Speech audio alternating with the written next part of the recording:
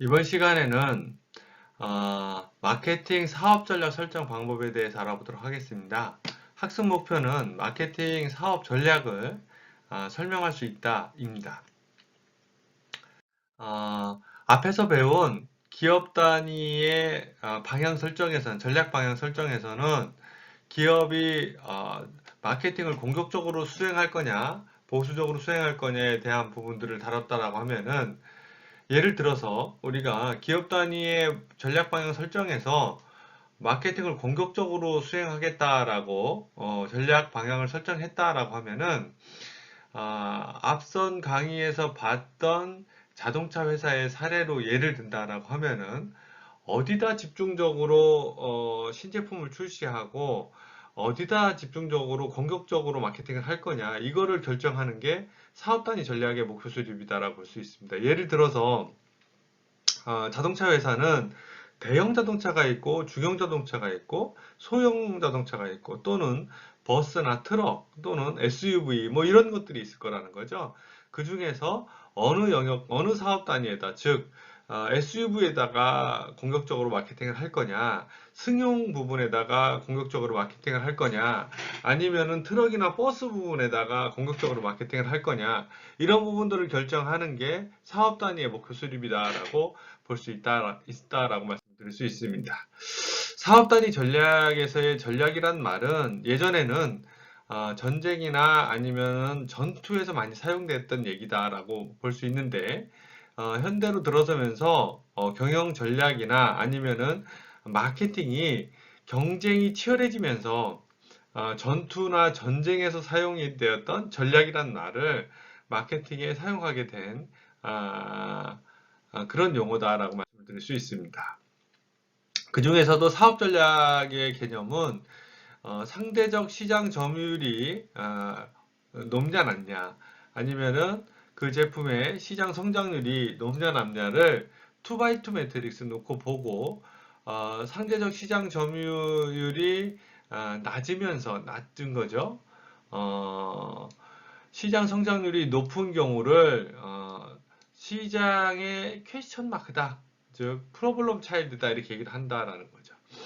반면에 상대적 시장 점유율이 고점이니까 높고 그다음에 상대적 시장 성장률도 높다. 이러면은 시장이 매우 밝기 때문에 스타다 이렇게 얘기를 하는 거고요.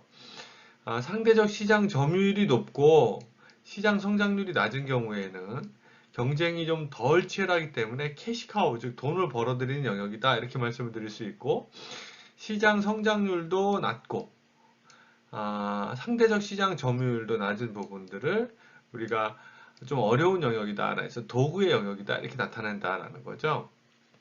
그래서 마케팅 사업 전략에 대한 부분들을 이런 식으로 나누어서 얘기할 수 있는데 이렇게 설명한 부분들에 대해서 강의를 좀 들어보시고 또 진행을 하도록 하겠습니다. 기업 단위 목표가 설정이 되면 사업 단위 목표에 대한 얘기를 하는데 사업 단위 전략을 보통 얘기를 할 때 스트레이티지 이렇게 얘기를 하는데요. 예전에는 전략이란 말을 전쟁에서만 썼대요. 그래서 그리스 어원으로 본다라고 하면은 전쟁에서 적을 속이는 술책, 뭐 일종의 다른 사람들을 조금 기만하는 것, 뭐 이런 의미로 통역이 됐는데 시대의 변천에 따라서 기업에서의 전략이란 말들은 환경 분석을 통해서 그런 변화가 우리한테 좀 전에 했던 기회나 위협이 될 건지를 판단하고 자사에게 죄송합니다. 이끌어가도록 하는 기업 활동이다 이렇게 얘기를 해서 사업 단위 수준의 전략은 환경 분석까지 다 하고 난 다음에 기업의 성장 계획을 세우는데 성장 계획 중에서도 어디다 투자를 하고 어디다 집중을 할 거냐 뭐 이런 것들을 결정하는 전략이다 이렇게 얘기를 한다라는 거죠. 그래서 사업 단위 수준 전략이다라고 얘기하면은 크게 두 가지로 나눠지는데 그 중에 하나가 기존 사업 단위 전략이에요. 기존 사업 단위의 전략은 기존에 하고 있는 사업 단위 전략을 어떻게 가져갈 거냐 이건데 이거는 홀드, 빌드, 디베스트, 하베스트 이렇게 네 가지로 나눠집니다. 홀드는 유지 전략이죠. 유지 전략. 유지 전략이라는 거는 사업 자체를 더 이상 뭐 확대하거나 발전시키지는 않고 그대로 유지시킨다라는 개념이에요. 그러면 홀드는 돈이 들까요, 안 들까요? 돈이 드는 전략입니까, 안 드는 전략입니까? 안 돼. 조금 헷갈리더라고요. 홀드는 유지하려면은 마켓 쉐어가 우리가 1%다, 10%다 유지하려면은 시장 성장률만큼 기본만큼 투자를 해야 되겠죠. 그러니까 비용이 드는 전략이에요. 빌드는 육성을 시켜야 되니까 다른 데보다 더 많이 해야 되니까 돈이 더 많이 들겠죠. 디베스트는 철수 전략이니까 시장에서 그 사업 탁탁 털고 철수한다는 거죠. 그러니까 돈이 안 들겠죠. 하베스트가 문제예요. 하베스트는 어떤 얘기를 할까요? 어떤 전략을 얘기하는 걸까요? 하베스트. 자, 유지 전략은 그냥 현재의 상태를 유지하기 위해서 돈을 쓰는 거. 육성은 현재의 상태보다 더 끌고 올라가려고 하는 거. 디베스트는 철수해버리는 거. 수학 전략은 이런 게 있어요. 어떤 사업을 시작을 했는데 그게 생각지도 못하게 아주 나쁜 사업일 수가 있어요.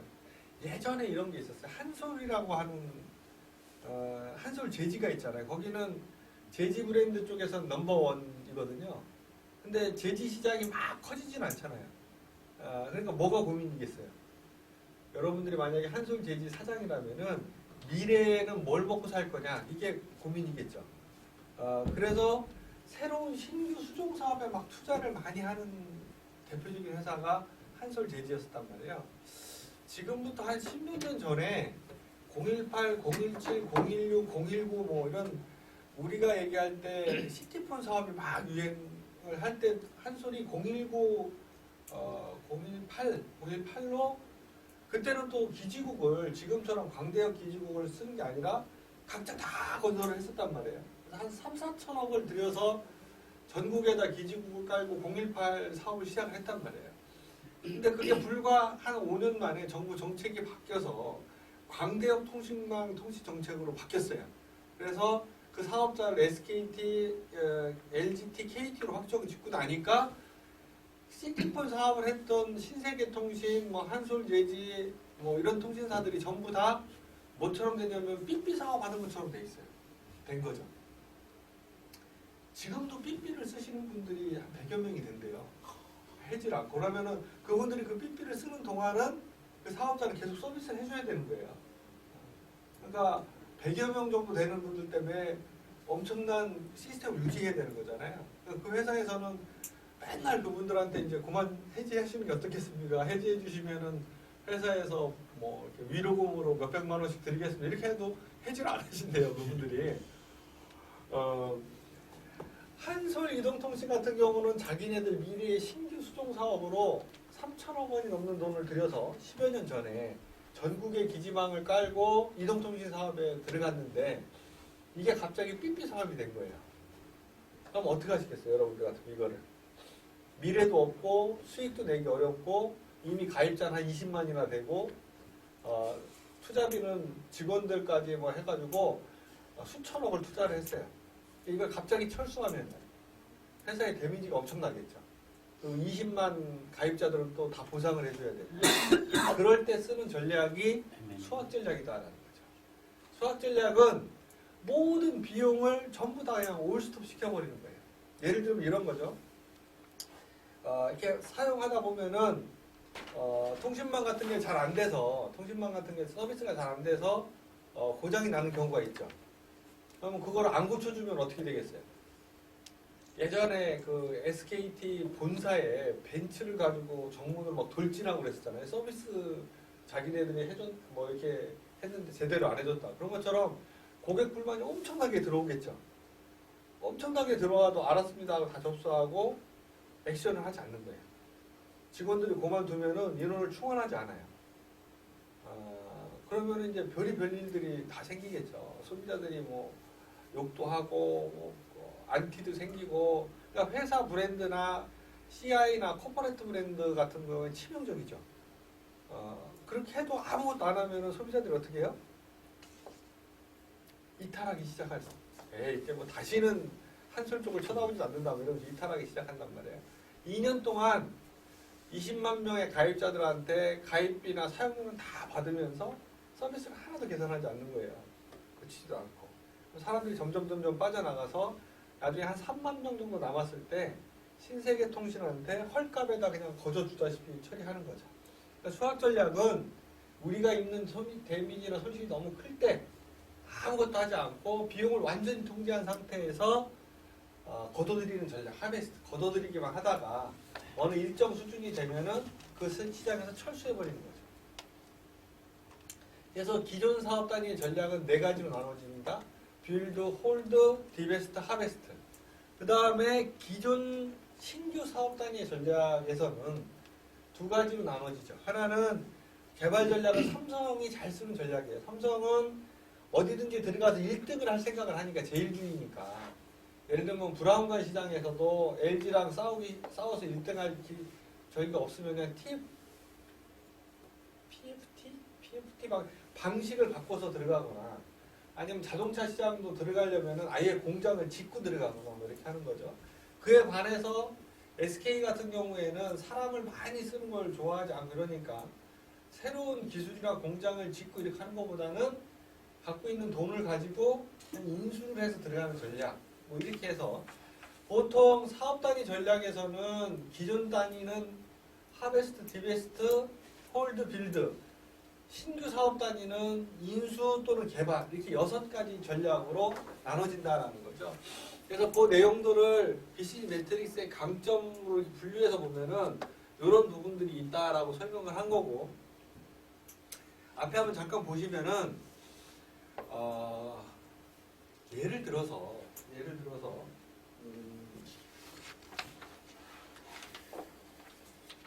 우리 주식회사 빅솔은 뭘 파는 회사죠?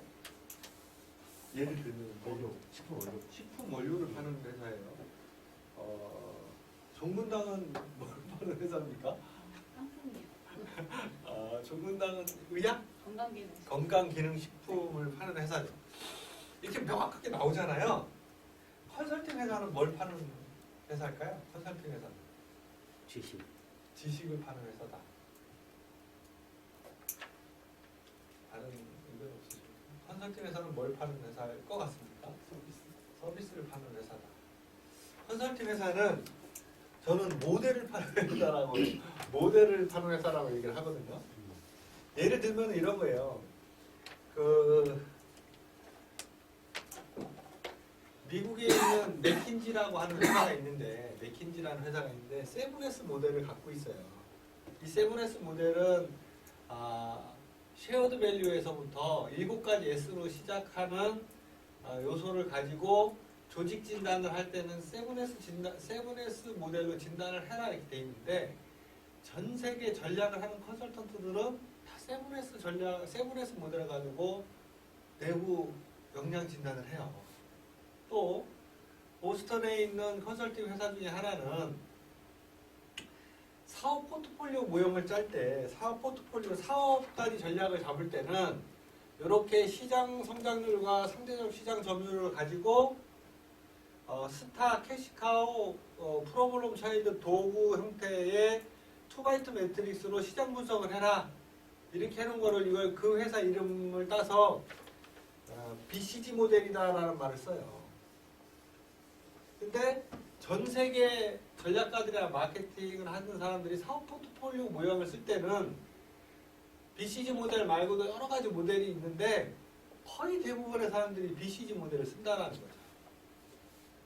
KMAC라고 하는 컨설팅 회사가 있는데 KMAC는 어떤 모델을 쓰냐면은 KCSI라고 하는 국가 고객 코리아 커스터머 세티스팩션 인덱스 이렇게 돼 있어요.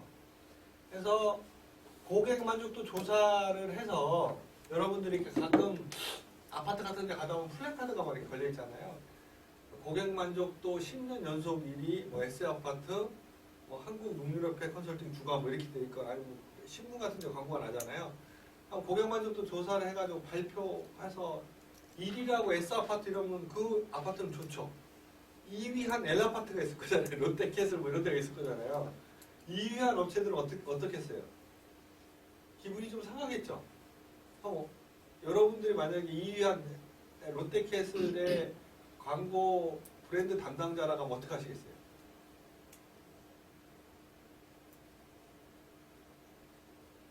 다른 걸로. 그죠? 다른 고객 만족도 조사를 생산성 본부에서도 하고 다른 기관에서 하니까 다른 데로 가면 되죠. 근데 여기가 제일 인지도가 높아. 사람들이 이걸 제일 많이 봐요. 그럼 다른 데로 가면 조금 인지도가 떨어지잖아요. 여기 그냥 있으래. 그러면은 S를 제키고 자기네들 1위를 하고 싶을 거잖아요.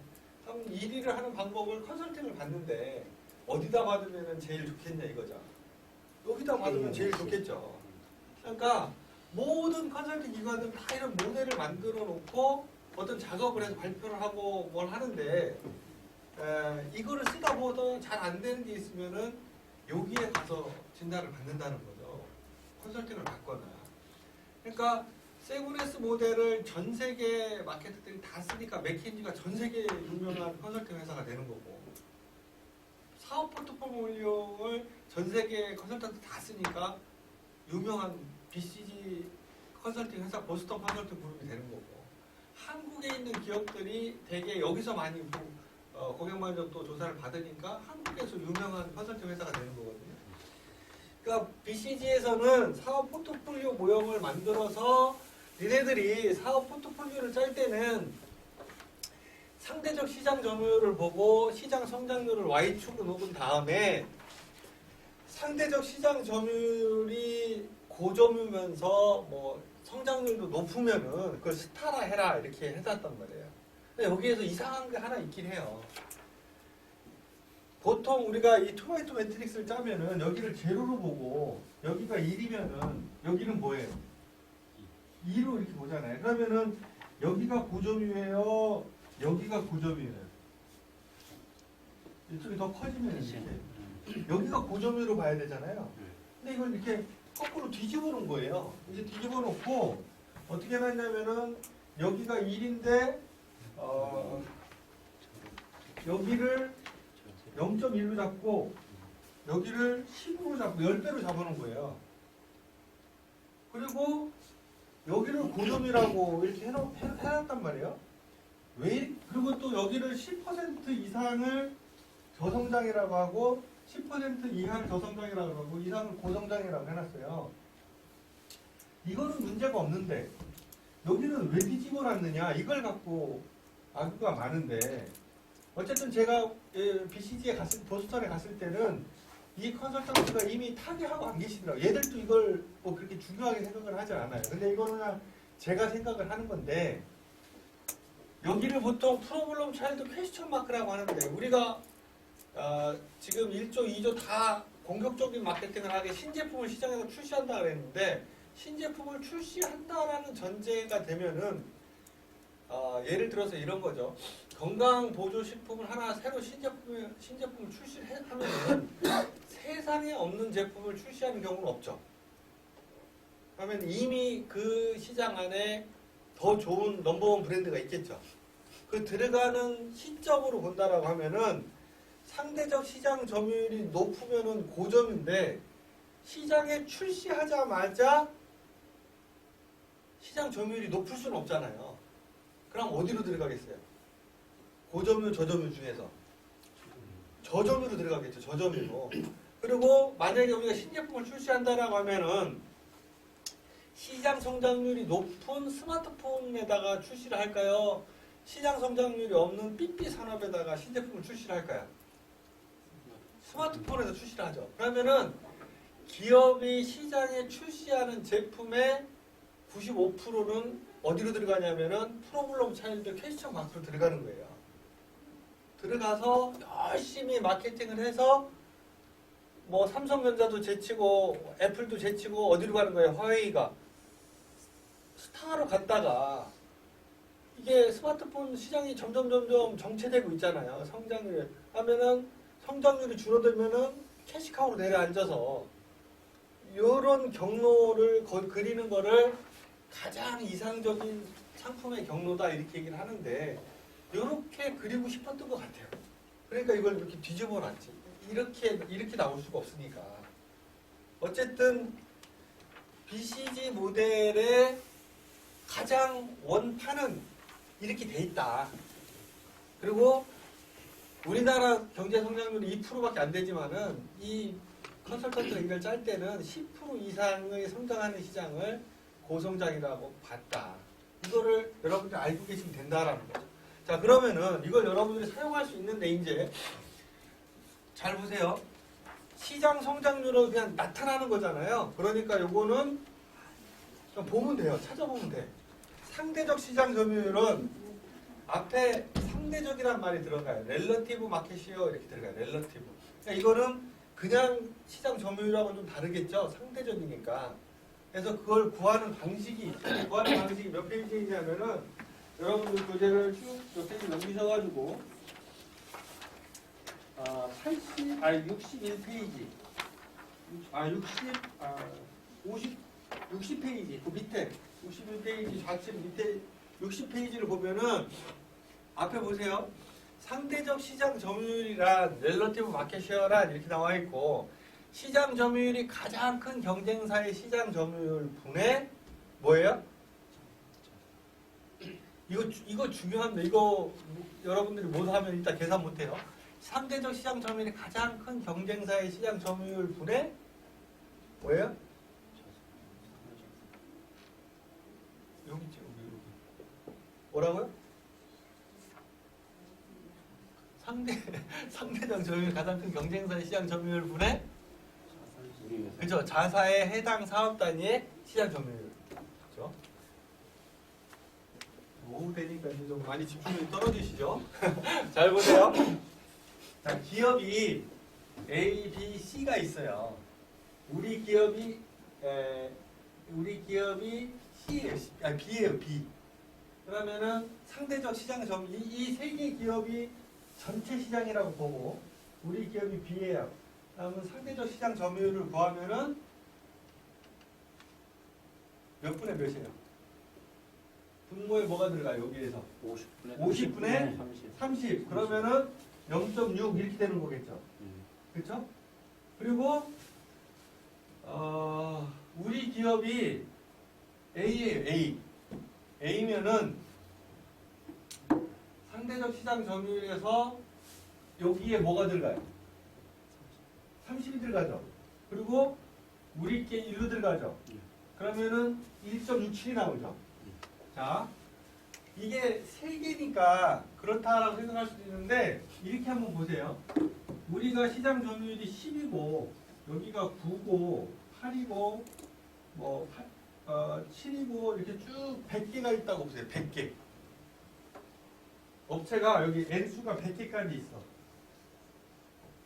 그죠? 그리고 우리 기업이 여기다라고 보면 똑같이 우리 걸 똑같이 구하면은 몇 분의 몇이에요? 상대적 시장 점유율을 B 거를 요걸로 구하면 몇 분의 몇이에요? 10분의 9가 되죠. 그럼 뭐가 돼요? 0.9가 되잖아요. 10분의 9니까. 그죠?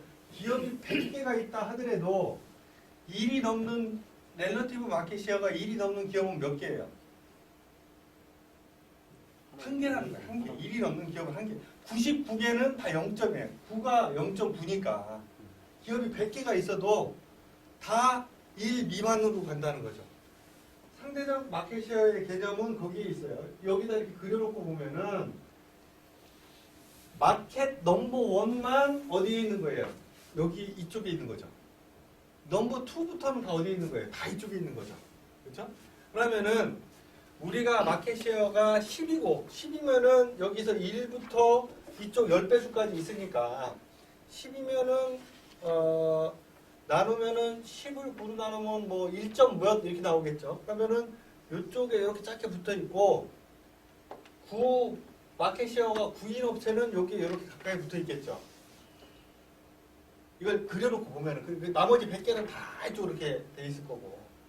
근데 우리가 마켓시어가 50%다라고 하면 우리 거는 한 이만큼 와 있을 거고 그 50% 밑에 있는 업체들은 또 이쪽에 이렇게 벌어져 있겠죠. 요 비율까지를 다 나타낼 수 있게끔 했다라는 거. 어쨌든 렐러티브 마켓 쉐어라는 거는 구하는 방식을 알겠죠. 거기에 공식이 있으니까. 넘버 원만 이쪽으로 온다. 넘버 투부터는 다 이쪽에 있는 거예요. 그죠? 요거를 BCG 모델에서는 요 컨설턴트는 요거를 그리고 싶었던 거죠. 그렇게 놓고 포트폴리오를 짜야 된다라고 생각을 한 거죠.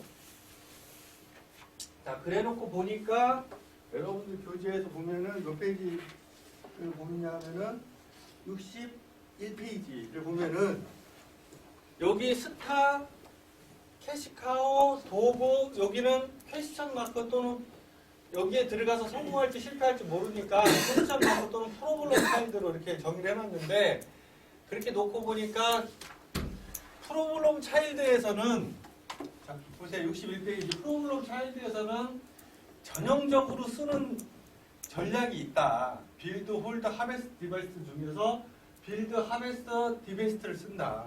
당연히 그러겠죠. 새로 진입을 했으면은 육성 전략을 쓸 거고 아까 넘버원이 못 되고 한솔이 이동통신에다가 투자했다가 적체돼 있어도 어디에 있겠어요? 넘버원으로 못 갔으니까 프로블럼 차일드에 있겠죠. 하면은 하베스트 또는 디베스트를 쓸 거란 말이죠. 스타에 있으면은 넘버원으로 왔다는 얘기죠. 넘버원에 왔으면은 더 육성을 하거나 아니면 유지를 하거나. 캐시카우에 있으면은 주저앉았어요. 성장률이 정체돼 있어. 그러면은 예를 들면 이거예요. 여러분들 TV 광고에서 다시다 혹시 광고하는 거 보셨어요? 최근에? 안 하죠. 그거는 시장이 어떻게 돼 있어요? 정체돼 있죠. 그리고 넘버원이 확실하잖아요. 자기 수익원이란 말이에요. 그러면은 그냥 유지하는 거예요. 그리고 수익을 계속 걷어들이는 거예요. 그래서 캐시카우라 그래요. 그래서 거기서 번 돈으로 다른 데다가 막 미디어 사업이나 콘텐츠 사업에 투자하는 거죠. 도구는 1등도 아니고 넘버원도 아니고 시장도 정체돼 있어. 그러니까 수학 전략이나 철수 전략을 쓴다. 이게 전형적인 전략이다 이렇게 얘기를 하는 거죠. 자, 그럼 여기 한번 보세요. 많은 사업 단위가 뭘로 시작한다라고 그랬어요? 대부분. 그 프로블럼 차일드. 근데 이런 것도 있죠. 애플의 아이폰 같은 경우는 2007년도에 시장에 나오자마자 세상에 없는 게 나왔잖아요. 지가 넘버원이 됐죠. 그냥 바로 뭘로 갔어요? 스타로 갔죠. 그리고 사람들이 줄을 서서 사기 시작을 했어요. 그러니까 엄청나게 돈을 버는 거죠. 자기가 혼자 시장에 나오자마자. 그런 제품은 100개 하나 있을까 말까 하다는 거죠. 그러니까 애플이 그렇게 큰 돈을 버는 거죠. 스티브 잡스가 유명해지고. 그런 제품은 그렇게 많지 않아요. 대부분의 제품들은 프로블럼 차일드로 시작한다. 그거를 뭘로 가져가야 되냐? 육성 전략에 의해서 프로블럼 차일드에서 육성 전략에 의해서 캐시카우로 가져가야 스타로 이동해야 된다. 그리고 장기적으로는 도구로 주저앉아서 수학 철수 전략을 쓴다. 이게 사업 포트폴리오에서 쓰는 대표적인 전략이다. 이렇게 얘기를 한다라는 거죠. 자, 앞서 강의 들은 내용을 조금 더 정리해 보면은 마케팅 사업 전략의 상대적 시장 점유율이 고점유고 시장 성장률이 고성장이다. 이런 경우에 나타나는 영역이 스타군이다. 이렇게 볼 수 있다라는 거죠. 그리고 그 다음 영역으로 본다라고 하면은 1번과 3번 영역은 상대적 시장 점유율이 낮고 시장 성장률이 높다. 그래서 이걸 프로블럼 차일드 또는 퀘스천 마크다. 이렇게 어떻게 될지 모른다. 이렇게 얘기를 했다라는 거죠. 그 다음에 시장 성장률이 낮고 상대적 시장 점유율이 높은 경우에는 상대적으로 경쟁이 좀 치열하지 않기 때문에 이 영역에서는 돈을 벌어들여오는 영역이다 이렇게 정의를 하고 상대적 시장 점유율이나 시장 성장률이 다 낮은 부분들을 우리가 도구다 이렇게 얘기를 한다라고 강의에서 진행을 했고요. 이렇게 나눠 놓는 이유는 이렇게 5개 사업군을 BCG 모델에다가 적용시켜서 도식화해 놓으면은 어디서 돈을 벌어서 어디다 투자해야 될 거냐 이런 부분들이 좀 명확하게 보인다라는 거죠. 근데 이거를 거꾸로 이 5가지 사업군을 이런 식으로 도표로 나타내서 제품이 5가지고 매출액이 40억, 20억에서부터 100억까지 제품들이 있다. 경쟁 제품이 이런데 어디다 투자할 거냐 이렇게 묻는다라고 하면은 빠르게 결정하기가 좀 어렵다라는 거죠. 이렇게 저렇게 다 따져봐야 되는데 요거를 2x2 매트릭스로 해서 프로블럼 차일드, 스타, 캐시카우, 도구로 나눠서 사사분면에 표시를 하면은 의사결정을 시각적으로 또는 명확하게 할 수 있는 특성들을 가지고 있는 게 사업 포트폴리오 모형의 BCG 모델의 강점이다라고 말씀을 드릴 수 있습니다. 자, 지금까지 우리가 사업 포트폴리오 모형에 대해서 여러분들하고 공부해 봤는데요. 끝까지 경청해 주셔서 고맙습니다. 이것으로 이 2강 강의를 모두 마치도록 하겠습니다.